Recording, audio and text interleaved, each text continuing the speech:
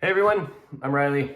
I'm making my video here for this week. This is for my network. For those of you who don't know me, I've got a pretty big network of folks in the steel industry, whether you're a steel fabricator, structural engineer, steel detailer. Those are the folks I talk to every single day. I do work with a lot of the specialty trades. I do work with a lot of concrete contractors and general contractors. So every Friday, this started out as writing an email as to all the conversations I had, things that I'm hearing, and I send it out to my network for the people I know to hopefully just bring insight and connect us better. I'm constantly learning. I love talking construction enough to even take the time to make a video here and do this. This actually all started because I was writing these emails and I got really over writing these emails, and I love it, but we're doing a video, so here you are. I do this because I like talking construction. I like solving these problems. I find it fascinating. I want to learn more, and I genuinely want to help. The ways that I do help people, I'm with Trimble, I'm with Tekla. Take it or leave it. I could be biased, but I try and come at it as a point of view of non-bias with multiple opportunities, the same problems. There's a lot of tools out there. I don't care about what tool you have preference to. I'm just sharing my insight here as to where I sit and the way I help. You know, Tekla, whether it's detailing, I like SDS2 better. That's great. There's a reason why SDS2 is better than Tekla in some other reasons. There's another reason why Tekla is better than SDS2 in other reasons. Same could be said for Tekla Power to Fab or this or that. That's not what this is. This is really just to bring what I hear every week to you to help and answer your questions. You know, this is how I talk to people. This week, I spoke to about 65 contractors in Texas, predominantly Dallas-Fort Worth, a little bit south, a little bit north, and almost everything east. I had 8 companies reach out to me that also wanted to kind of deep dive how they're doing things. And this insight is really to be brief, but there's 2 big things that came up. First is time scarcity, whether they were a structural engineer, GC, concrete estimator, or the steel fabricator. It didn't matter who I talked to. I would always ask and say, hey, how many hats are you wearing today? You know, do you have enough time to handle business? And it was no. Everyone said, I am the janitor and the CEO. I estimate at home. I estimate after work. I'm doing it till 8 o'clock at night. I don't have enough time. They're short on time. There's several shops that I know right now that are wanting to hire more detailing help, wanting to hire more estimating help, wanting to pass those hats off to get that time back, and there's just not enough people. It's just what it is. So a lot of these people are looking for ways to be faster because timelines are getting condensed. So on bid boards, on project deliveries, all of these things right now are being expedited, and I don't know why. It's just the nature of what it is. People are being asked a lot. So that's one that I heard. The second biggest topic that I heard, and that kind of extrapolates across everyone, was, you know, time scarcity.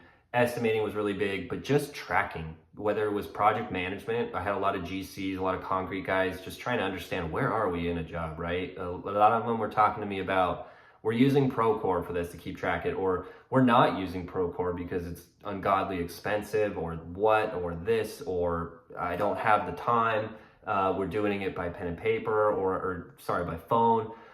So a lot of them were talking to me about ways to kind of get on top of that.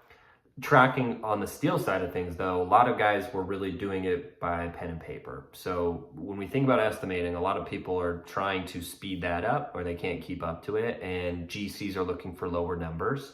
And a lot of guys end up not fat penciling it, but eating into profits and guesstimating to keep up with the speed and demand. If I just get more out, even if they're not as accurate, I think I'll be good, right? But a lot of the times, you know, these GCs are getting pressure to try and keep their budgets down. You probably heard the term value engineering floating around. It's going everywhere. They're trying to get costs lower. So when we think about inventory tracking, we think about production tracking. A lot of people want to know, where are we in a given job? How do I be lean and mean, right? That was a big thing this week. A lot of shops right now are trying to get insights and making sure there's no waste right now. When things are competitive, what everyone else is doing, I would rather be more efficient than other shops, but I'm biased, right? I'm the tech guy here. So that was a big thing. There's a lot of shops who struggle and they spend a lot of time trying to find inventory. They spend a lot of time walking in between the shop to find this, to find that, to walk to the boss's office, to knock on the door, make that phone call. Hey, where's this? Where's that? If you're the owner operator and you're estimating and then someone's knocking on your door, it's just more time. And that leads me into my next point, which is, I think, really cool. So fabricator in Texas I'm working with was referred to me because he's working with a shop right now where they're using an automated system for tracking, and he's doing everything pen and paper. I've been using AI. There's a lot of talk in this. A lot of people are asking AI in terms of on-screen takeoff. How is this going to impact, right? Like as an estimator, I get that all the time. I want to know about AI. Well, this guy is doing everything pen and paper from beginning to end, estimating all the way through. There's some Excel in there, but I consider that pen and paper. Now, trying to get away from that. So I have a call I did with him, and it's recorded. And the transcript I plug into AI per this company, and I use it to review to make sure I don't miss anything and to keep us in check. What are we covering here, right? So thinking about the call, I went back into AI and asked, okay, I need to know all the moments where Clinton, this guy, was spending time doing his activities by pen and paper manually. It gave me 13 tasks. So we're talking estimating, production tracking, receiving materials, inventory management, production control, project management, shipping, all of that, all done pen and paper. So I asked, okay, if we assume each task is worth, you give an hour to each of those tasks, which is being conservative because what I've learned is he's spending well more than an hour on some of these. Charging each of those at $75 per that hour, what is that worth, right? Like, let's think about it for a given job. So it found 17 activities, 1 hour each, $75 an hour, came out to $975. That's one job if we're thinking estimating all the way through and you're doing an hour for each. Okay. That's one job in a given year. Let's say 50 jobs a year. Manual processes came out to $48,750 by doing it by hand. The labor you're paying, doing it the old school way. When we think about tracking, efficiency, lowering fabrication costs, just by having an automated inventory tracking tool doing beginning to end will save Clinton here $48,000 because we do these things with the right tools in a matter of minutes. I found that really impactful because it's a different way of seeing AI being used.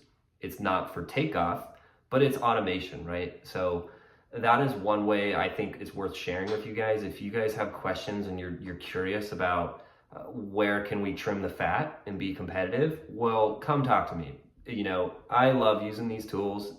Take it for yourself, do it yourself, but it's pretty significant. $50,000 just by doing it the old school way, right? In ways to be faster. I'm gonna send an email out. I'm gonna attach it to this video here because I don't want it to be more than 10 minutes. But if you have questions, if you're looking for anyone, if you're looking for more GCs, if you're looking for more detailers, if you're looking for people to hire, I'm looking for these jobs, I'm looking for this, reach out, leave a comment. The goal of this is to just connect people. This is my first video, so please be patient. But anyways, my job here is similarly to, like, say, a steel supplier. I'm your guys' technology supplier. I'm here to advocate. Let's creatively think of ways to help you guys. But I hope this was valuable. 10 minutes into what I heard this week in Texas. Next week, I'll be calling into Iowa. If you're in Iowa, have questions about Iowa, reach out, let's connect. But with that being said, please send this to anyone that you might find valuable, or if anyone you think would benefit from talking to me. I would love to get to know them. I hope this was valuable. Hope you enjoy the rest of your Friday, and thanks for listening.